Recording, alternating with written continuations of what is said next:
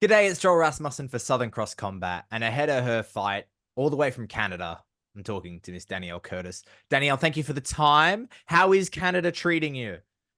It's great. I love it. It is very, very cold. When we got in the other night, it was -40, and that's Ugh, not Fahrenheit, that's degrees Celsius. So ugh, it's pretty wild. ugh, disgusting. I saw. We'll talk fights and we'll talk the reason why you're over there. But I saw you got a chance to go see some hockey. I did. Last night we went to the ice hockey. We watched Calgary play Seattle, and it was awesome. Yeah, they are super talented. It was really cool. Had you ever seen hockey before? I know it's not a big thing over at home. Yeah. Well, actually, in Newcastle, there is ice hockey. There's a local ice hockey team called the Northern Stars, I believe it is. So we've seen a couple of their games before. Yeah, but it was just next level, obviously, in Canada, in Calgary here. So Did a fight break out on the ice? I know that can happen. yeah, there was a couple of fights. They definitely weren't as big of fights as what I was hoping for, but yeah, there was a couple of bits. Were you looking in your like terrible form? Terrible form. I can fight way better than that. Yeah, and surprisingly, for most of them, they broke them up fairly quickly. There was one that sort of went for a while, but yeah, that's what I was thinking. One of them kind of like grabbed a guy's head, and they were kind of tussling. I was just like, "You need to snap him down." Shoot the double. Shoot the double. What are you doing? Letting your inner coach come out. Yeah. Now, you're fighting all the way over in Canada. How did this come to be? How did you get to fighting in Canada? Well, I had been in touch with the fight promotion that I'm fighting for, so that's Palace Athena Women's Fighting Championship. A little while ago, last year sometime, I had a friend that actually was living and training over here, and they had sort of put me in touch with the matchmaker. But that was quite a while ago, and it was when I was still AMI. And so, they're not really going to fly out AMIs over here. But once again, my manager actually got in contact with them, and they were super interested in having me on the show. And I was originally going to be fighting a girl from Canada, from right here in Calgary, but unfortunately, she wasn't able to make it to this fight. Unfortunately, she got injured, so hopefully she has like a speedy recovery, and maybe I'll see her down the track. But yeah, so I was meant to be fighting one of their hometown girls, and that kind of just come about. Like my manager had spoke to me about it, and I was super keen and excited because the dream is obviously fighting and being able to travel and fight, and hopefully get to a point where I can make enough money that I can just fight and not have to have a full-time job as well. But regardless, I jumped at the chance for this one to be able to travel and fight and see another country. So yeah. Talking about that kind of traveling and fighting, you are a fighter with an extensive amateur record that kind of took you all over. I know for Gamma, you were in the Netherlands. I believe you fought some other places as well, if I'm not mistaken. Yeah, so I went to Amsterdam in the Netherlands to fight for that one. Pretty much all my other fights have been in Australia, but yeah, and I've gone and trained in Thailand and that kind of thing. But yeah, pretty much all my adult travel has been for fighting, so that's been really cool. How is it to be able to do that, to travel and fight and get to see not just parts of Australia but parts of the world? It's expensive, and as a fighter, you don't really make much of any money until you're like the very, very top of the big promotions. But like, what else am I going to spend my money on?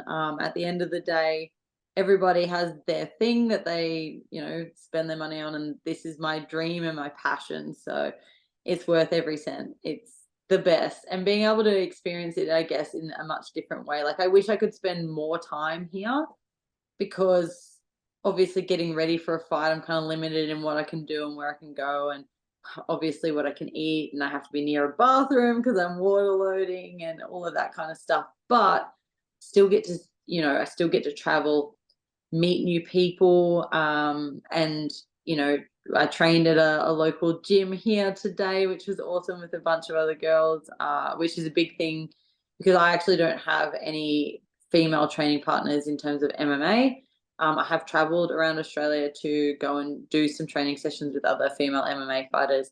There are a few girls that do jiu-jitsu that I, have trained with and stuff in my gym, but typically my entire career I've never had another MMA fighter that's female to train with. So that was cool. And yeah, just being able to experience, like, it's a little bit different because I'm traveling for a purpose, but it also kind of gives me, I don't spend heaps of time when it's fights looking up certain things. I just go and explore where I can explore. And I find that's kind of like the best way to learn, I guess, the culture or see what it's like around. And yeah, I'm excited for after weigh-ins to, try some good food and all of that kind of stuff, because this one is a bit different from any other fight show. I've never heard of this, but Palace Athena actually do a 48-hour weigh-in. So we weigh in on Thursday for a Saturday show, which means we have an entire day on Friday,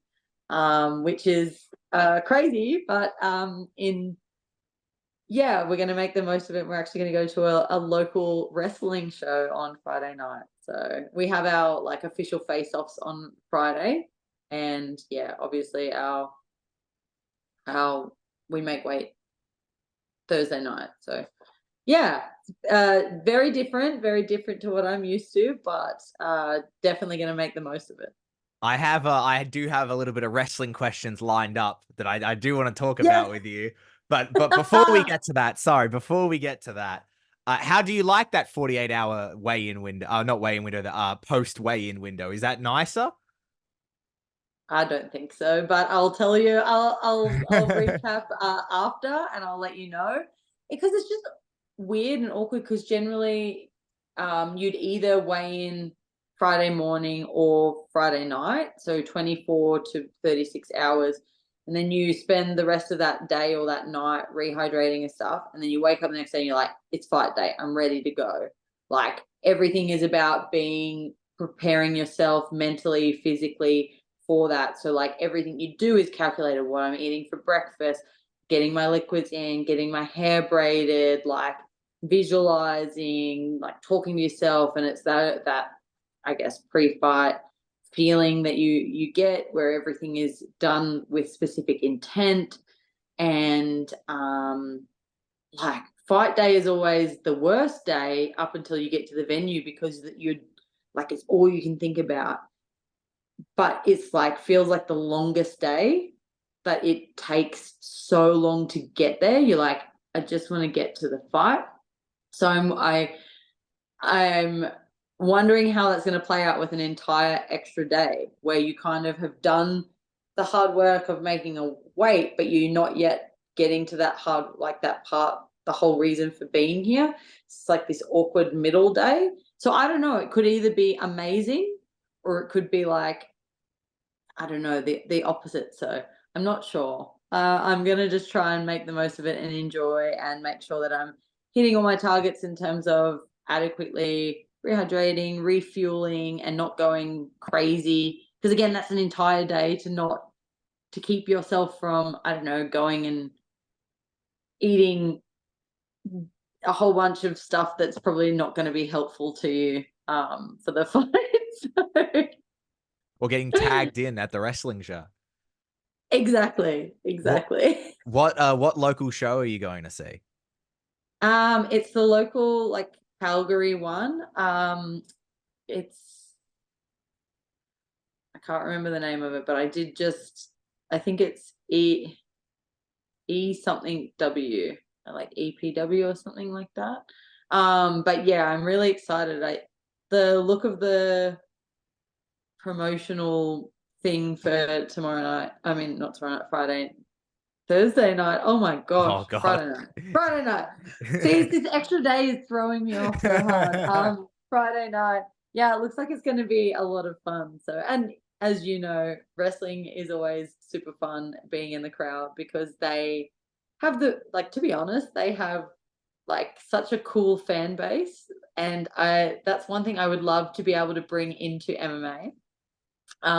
So for anyone who hasn't watched wrestling, the crowd gets involved and they're very vocal. And the one thing I'd love to see come into MMA, and I'd love to bring it into MMA, is that when the crowd likes a match, they let you know. Like they will start a chant saying, "This is awesome." Like that would be the highlight for me as an MMA fighter, putting on a killer fight and then hearing the crowd, even if it's in between rounds or something, hearing them yell, "This is awesome," or the other chant that they usually do is "Holy shit." Could you imagine fighting and then hearing the crowd starting a chant saying like, holy shit," like that? I'd love to see that come into MMA a little bit more. So, yeah. I'm a personal fan of the thank you name when someone Yes. retires. Oh, me too. I would love to see that in MMA. I know 100%. I know Tyson Pedro just retired. I know it was a small venue, but still a thank you Tyson or thank you Pedro. Like I would love that. That's something that I personally love. Yeah, absolutely. Or, "You still got it?" You still got it would be crazy. Someone coming back. Yeah. When George St. Pierre returned, a you still got it chant would go off. Yes, could you imagine? Now, you attended. This will be the wrestling part of the interview. I was gonna save it for the end, but we'll do it now. I'm happy to talk about it now. You were in Perth for the Elimination Chamber. How did you find the show? How are you enjoying it Uh, all? it was so good. So the day before we went to the Undertaker show, I'm actually totally wearing my Undertaker shirt, Repping the so dead man. and I've got a few of my other wrestling shirts with me over here. And that was awesome. That was a kind of wild experience because it was inside the jail, and we had to like put our phones in these sleeves so you couldn't video or anything like that, which was wild. And then Elimination Chamber was so good. The structure itself is like crazy. It's so huge, and it's just such a big engineering feat, especially the fact that they like raise it up when they're not using it and then put it back down, and like the whole structure was crazy. The crowd was awesome, as Aussie crowds are always great. And we had really, really good seats.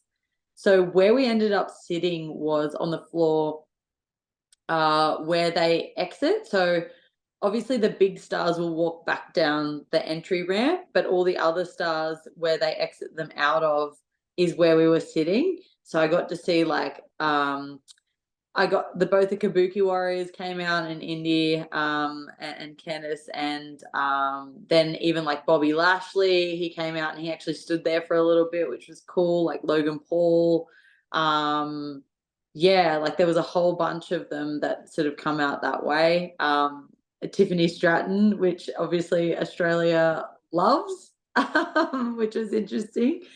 And the other cool thing with that is we actually saw them sneak AJ in to like hide under the ring, so that was kind of cool. I also saw Triple H. He came right up to there, and that's where he entered from. So that was really, really cool. Yeah, so it was so much fun. And as always, like it is exactly what it is. It's entertainment. They do some incredibly athletic, crazy feats in there, and how they use the cage, like that elimination chamber in there, and yeah, just wild. So cool again to see it live, and yeah, it was awesome to watch Rhea retain, and she did a great job.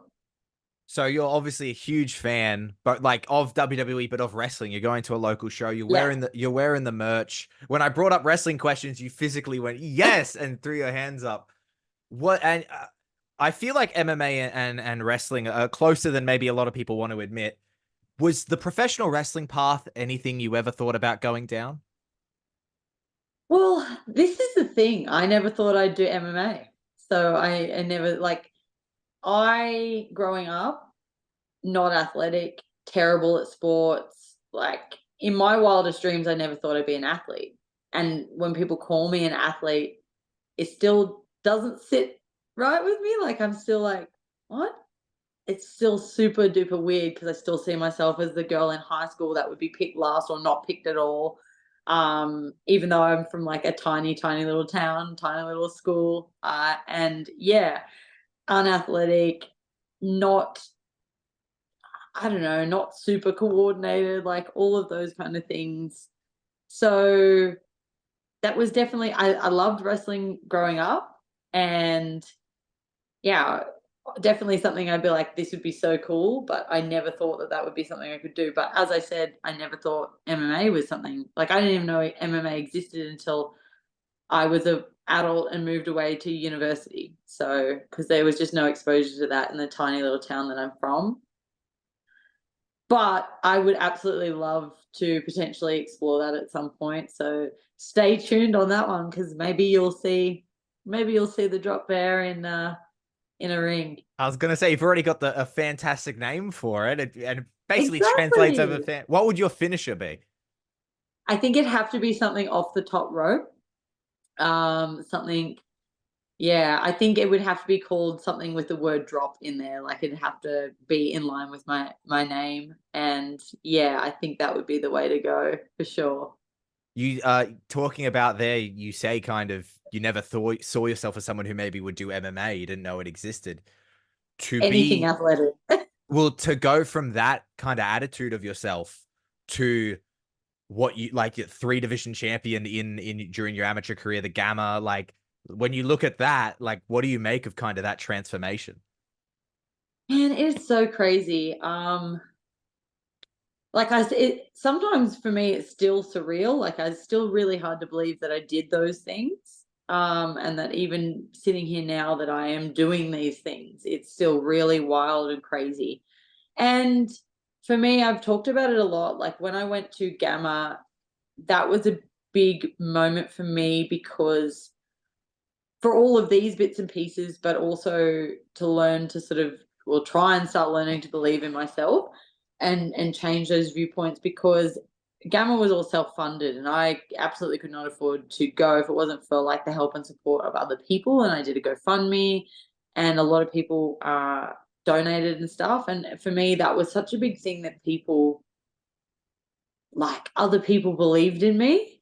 So like they believe in me enough to part with money, which is a big thing. And support me. So it's like, well, if they believe in me, like why don't I believe in myself? And yeah, at the end of the day, like going through Gamma was kind of crazy in terms of I just went over there because I wanted the experience. Like I guess it's every person's dream to be able to represent their country, right? So, and I, especially for me, I never thought I'd ever get that opportunity because I never thought I would be an athlete. Like it's not even something I ever even thought of. Um, so when I got the opportunity, I was like, I can't not like. I'm a very proud Australian. So yeah, being able to represent my country was like a no-brainer. Like I don't even care about the rest of it. I need to go to have this experience and walk out with my flag and that kind of stuff. And yeah, then it was like you're gonna give it absolutely everything you have and you're just gonna, do as best that you can. And that's exactly what I did. And then to win and to get a gold medal and to hop on the podium and have them play my national anthem, like holy cow, that's like wild. That's a dream that I didn't even have because I didn't think it was possible. But then, going over there, I was like, well, that's the goal. That's what I'm visualizing. That's what I'm setting my sights on. But like actually doing it still doesn't feel real. And then let alone everything else that I've done. So that was kind of pivotal. And then like I keep having moments like that all the time where it doesn't feel surreal. Obviously, the two other titles and stuff. But in terms of athlete, it's so funny. Recently we did some like athletic testing just in my regular gym, like my fight gym. And I've obviously been working hard for a number of years now to better myself in the sport, to become a fighter and to become a better athlete or to become an athlete. And like I've done that for a long time, but it's always been because it's an individual sport, I'm doing it by myself. I've never had those female training partners for MMA. So I kind of always comparing myself to the guys, which is not realistic. and doing my strength and conditioning myself. I'm not doing it side by side other people. So I probably still don't realize where I actually am relative to other people. I realized that I didn't have any clue where I was relative to other people. And we did this athletic testing, so like strength testing and agility, and like, like your vertical jump and horizontal, and like some max lifts, and all of that, the beep test and that kind of stuff, and like everything I did, so, like really like fairly well in, and up that sort of top end of everything, and that kind of I blew my own mind, because I was like, when did this happen? Like, because I've always just been about bettering myself, and I want to get better every day. But I've always just been basing that against myself, not against someone else, or I want to be where they are. I want to be better than what they are. And just having no care or thought behind where other people are. And that's actually pushed me to probably like well and truly beyond where I ever thought I would be. And it's, yeah, it was kind of crazy to do that and then sort of see where I sit relative to other people, like other females of my sort of age or size. So yeah, I still don't believe it most of the time, but yeah, it's been a wild journey for me. You have the literal numbers, but you still, what will make you consider yourself an athlete? If we can't do the numbers, what will do it? I don't know. Maybe I'll consider it when I'm like the champion of a big organization. I don't know. I think it's that internal drive of like, I always think of myself as the underdog, or I always think that I could get better. And it's that way of me pushing myself. But yeah, I don't know. I don't know. Now, I wanted to I'm coming ask. to terms with it sort of somewhat. Good. I'm glad to hear that. Now, I want to talk about your pro debut. Ended in somewhat a controversial fashion. There was a sub locked in, nobody tapped out, but it still kind of it got called off. I want to get your thoughts first on that happening, and as well as what was it like after for you? Yeah. Well, it was like it was tough going into that fight because I just had my last amateur fight, which was a title fight, just under 4 weeks prior. So I actually, made flyweight and fought two title fights within under 4 weeks, or within 4 weeks, which is a lot. I also got quite badly injured, only like 8 or 9 days out from the fight, which classic fighters. That's It happens. And so, I still absolutely thought I could win and all that kind of stuff. And I was facing someone that I would consider the other top female in Australia, one of the other top elite females in Australia. And yeah, at the end of the day, there was always that risk that the injuries and all of that stuff will play a factor. But I just, it is what it is. And as I said, I consider her very, very, very good. And I still had a great time getting in there and fighting, but I absolutely was limited by my injury, and probably a good learning experience for me in terms of taking those lessons into the rest of my career. Yeah, it was in terms of the finish. Definitely, I was pretty disappointed that I wasn't given the opportunity to continue to fight through it and have a definitive finish, because they're the kind of things that obviously like sit with you, and it's kind of crappy because at least when there's that definitive finish where either I tap or I go to sleep or whatever, that I can sit there hand on heart and go, she was better than me. And that there's nothing else. And I feel like it also takes away for her. Like, she did all this good stuff and then has to sit there with a controversial finish. Like, I'm sure she doesn't care about it too much, but and I don't want to take anything away from my opponents. Like, at the end of the day, I always fought the tough opponents, and I, always, I think I always will, because I want to be at that top level. And yeah, it was just, I think it was just like a crappy way to end it. And I honestly, like, I was fine.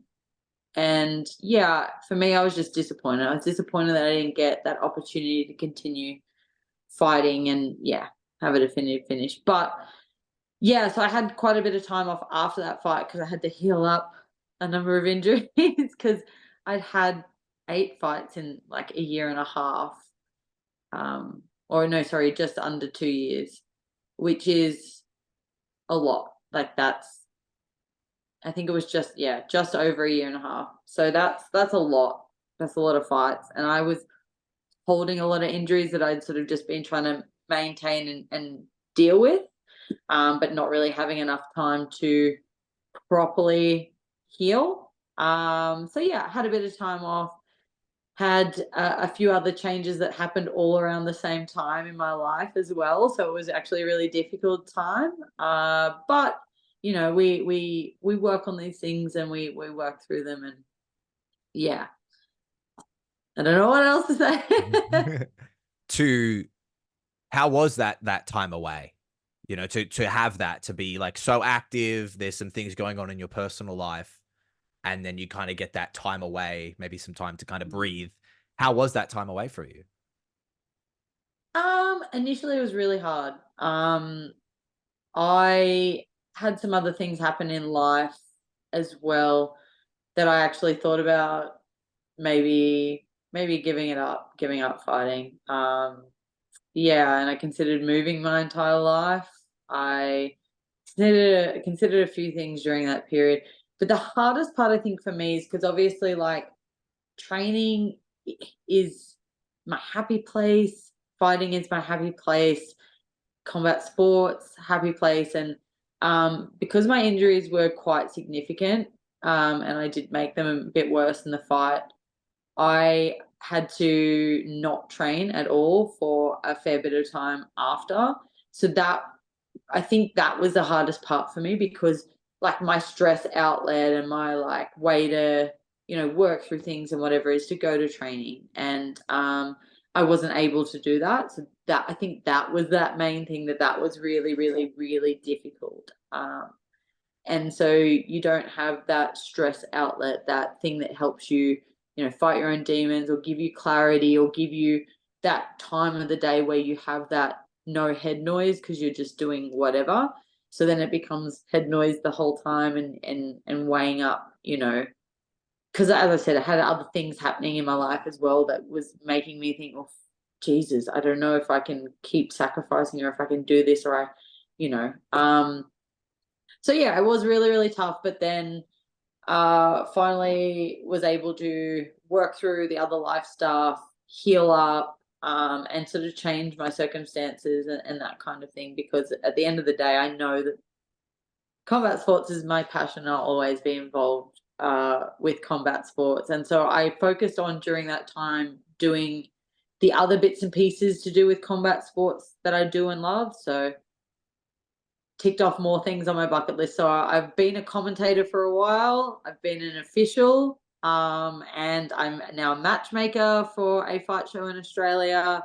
I'm on the industry advisory board or the industry advisory group that speaks with the Combat Sports Authority in New South Wales. Like being still 100% involved in combat sports, even while being injured, while trying to sort through my other life stuff, which gave me, I guess, what I needed, what I felt like I was missing out on through not being able to train. And you know, still be involved and be around it, and then obviously creating, you know, content. I've been trying to put a lot of effort into that and trying to make things that are relatable and funny. Like I like having a laugh and that kind of stuff as well. So, you know, still be involved, even though I wasn't able to train for quite a bit of quite a significant period.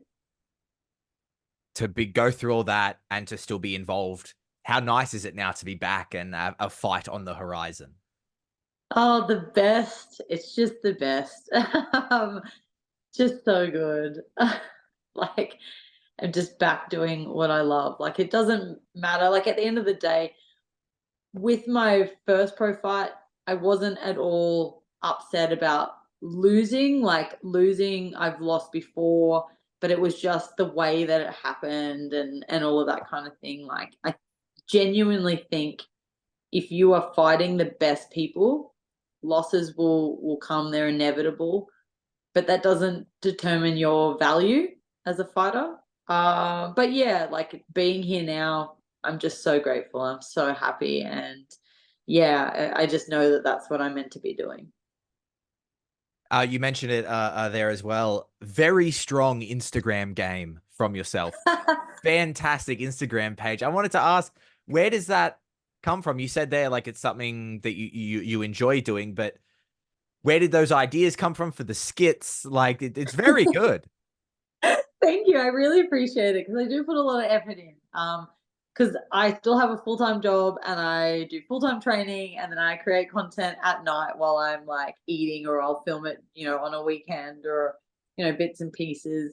Because I just like, at the end of the day, I'm an entertainer. Like, that's why I fight. Like, I want to be the best athlete and I want to win and stuff. But I realize that the the sport wouldn't exist and no sport would exist, if without fans and all that kind of stuff. But I just, it's one of those things where you have those thoughts, and a lot of the time you'll talk to other fighters or coaches or about certain things, and I'm like, that's where it sparks those ideas. Or I see something and I think, like an audio, and I'm like, oh, that's so much like whatever. Like the other day when I put up the one about water loading, it's so true. Your brain fog, or just like, oh my God, I can't function during your water load. That's, I was like, it's still you, just dumber. And it's like, also, I like to educate people. So the best way to get people's attention is often with something funny,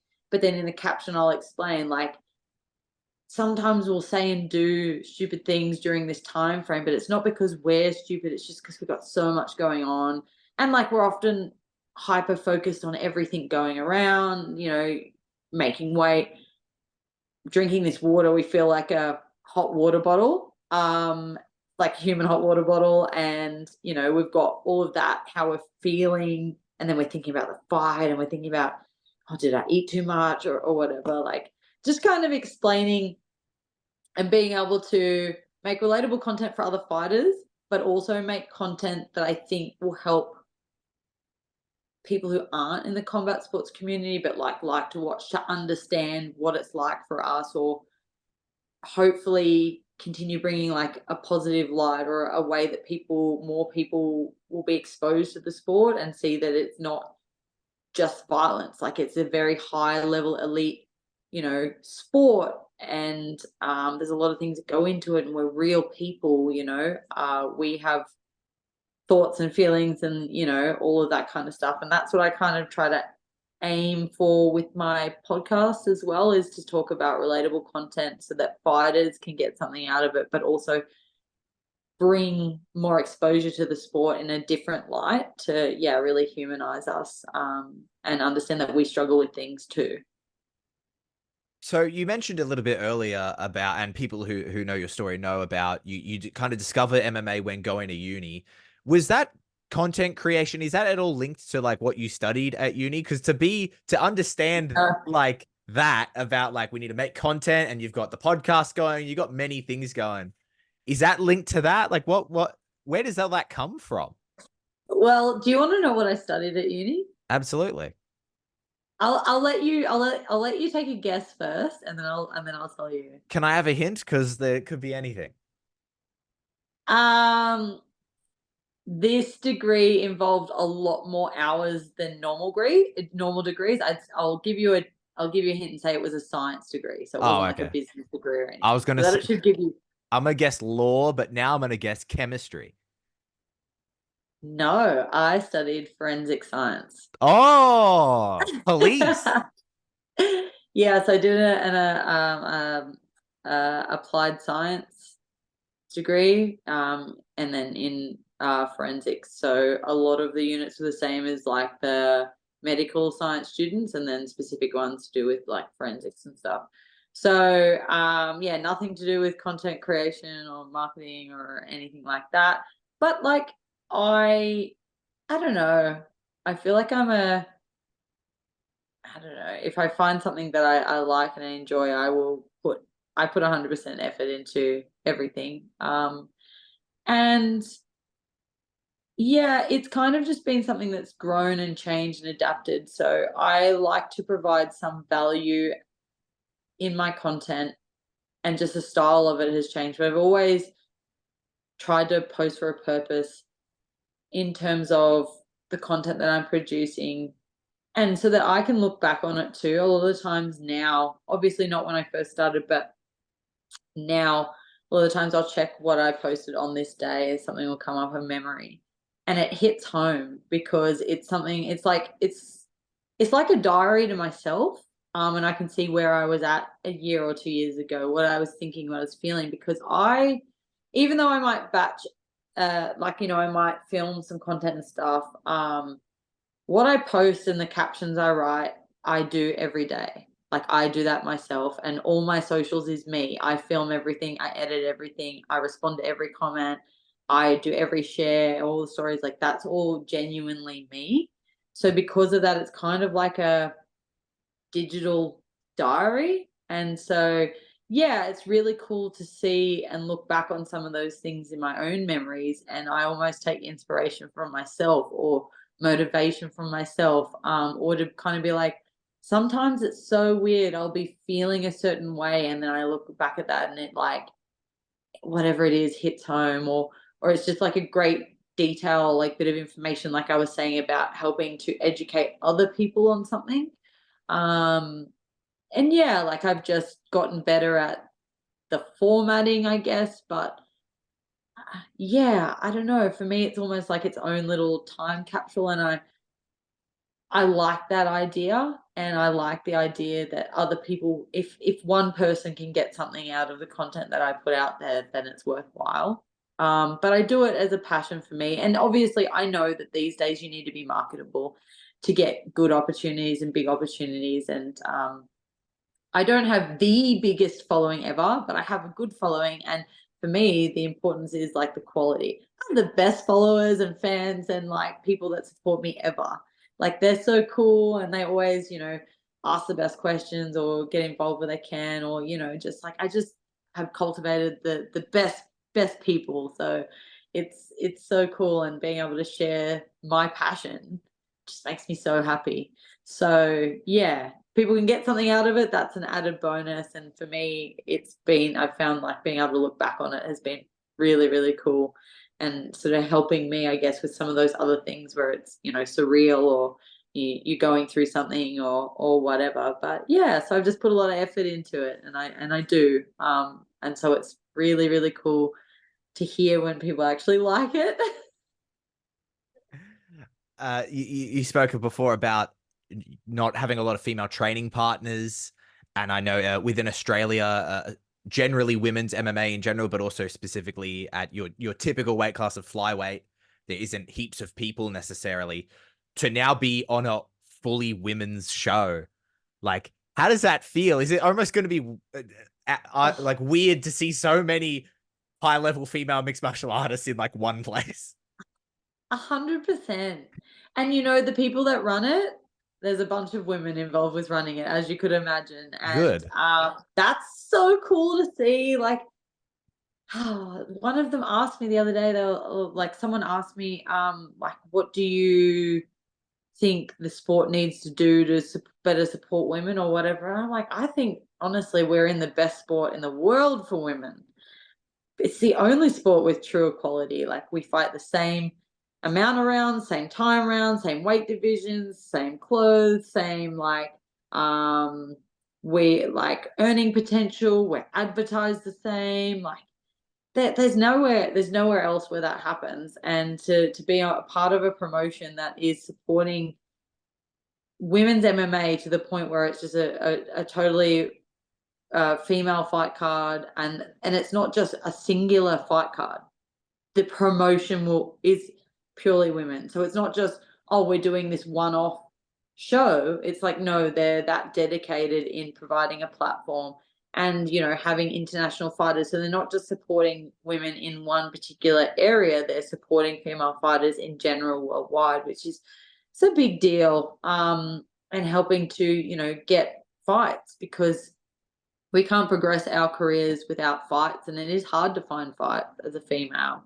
And yeah, I really just, it's been so cool to see so many females around the hotel. I went and trained with a bunch of other fighters, all sort of fighting out of the blue corner today, which was so cool. Like, it's just awesome to see. And like, yeah, we're all kind of supporting each other as well. So I don't know. It's so cool to experience.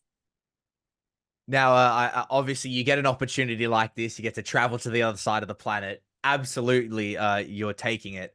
But I was wondering if there's any in the Australian women's scene. Is there any names that you see that you could see yourself matched up with in the future? Oh, everyone. And it's not, that's not a disrespectful thing. I just like, I think, I honestly think the fighters in Australia are like, we're knocking on the doors of the big leagues. Like everyone in that top part in the pro leagues, everyone is so good.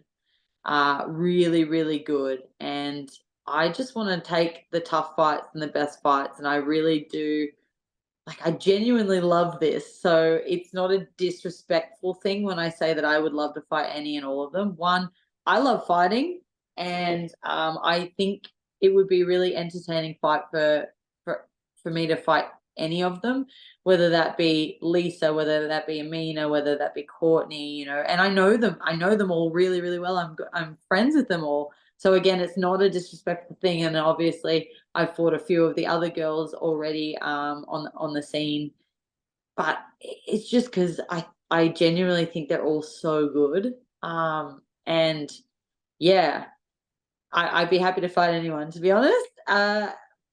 And I feel like they probably feel the same. And it's hard because you're always trying to like, it feels like sometimes you're all trying to like get to the same opportunities. So sometimes that can be a bit of a barrier as well. But yeah, I just, any of them, anyone, because I just love this. So But before we talk about future fights, you were matched up against Lexi Rook from England. I know not your typical weight class. It was a bit of a no, shift. But if anyone yeah, knows anything about your career, that's basically you to a T. but I Uh, do. what are your thoughts on Lexi Rook as an opponent? Yeah, well, I think Lexi is another top girl, top prospect. So she had a big amateur career as well, and she's had a lot more pro fights than I have. Obviously, when my opponent fell through, we're trying to find another fight. I think her opponent, because she was getting ready for this show as well, I think her opponent fell through as well. And then yeah, basically like the promotion kind of put us together, and so yeah, I did what, I mean, I've done it before, but it's a very typical Australian thing of just being like, "Yep, no worries. Okay, let's go, let's do it." We've seen the Australians a lot take short notice fights and up weight divisions and all of that kind of stuff. We work well when the odds are stacked against us. So, that's well within my nature and obviously the Aussie culture. And I'm keen and excited to be able to represent my country and take on, because she is a big name, like in the scene over in the UK, like and she's the poster girl for this show. So, it's a big deal, and it's a really big fight, and I expect a really tough fight, and I think I should be able to utilize this to showcase some of my skills. And yeah, I'm just really excited about it, to be honest. Like, that's what you want tough fights. I mean, ideally I would have liked it to have been at my own division, but I didn't want to miss out on this opportunity. And at the end of the day, I just love fighting, so getting in there is like what I want to do. So yeah, super keen and pumped for it. Danielle, I I think it's think I think we're gonna steal the show. I think it might be fight of the night. We're coming for like a bonus, that's for sure. I hope you do get it. Danielle, I thank you for your time. I have two more questions for you. I thank you for giving me so much of your time. When Not a problem at all. we were talking earlier about that time away, and you said, there was a moment where you thought about hanging it up. What made you decide not to? Well, it's not the first time that this has happened. Actually, my fight before I went over to Gamma, that I went into that fight with the intention of that being my last fight, and then got selected to represent Australia. Obviously, for this one, it was a bit different. Um, I just like, even though I had so much else going on in my life, which made me consider walking away, I understood that it was all I thought about. Like, and I understood that like I couldn't not be involved, and that it would be difficult for me to be involved and not be fighting, to be honest. And so doing all those bits and pieces to do with, commentating, matchmaking, officiating, all of those things, and even making content, like it just really did show me and trying to, I guess, listen to my own heart that, this is this is my passion. Why would I walk away from my passion? And it's what, like, every time I talk about combat sports, like I hear, you go into a room with strangers at some event or something, and you hear someone talk about MMA or mention something, and you like, I know that my face lights up, and I could talk to someone about that for forever. So I kind of pulled myself out of it. I think it was the situation and circumstances and all of that kind of stuff. But like, yeah, I think that was the main thing. It's like my guiding light of like, no, well, that the reason why you're thinking that is because of everything else going on.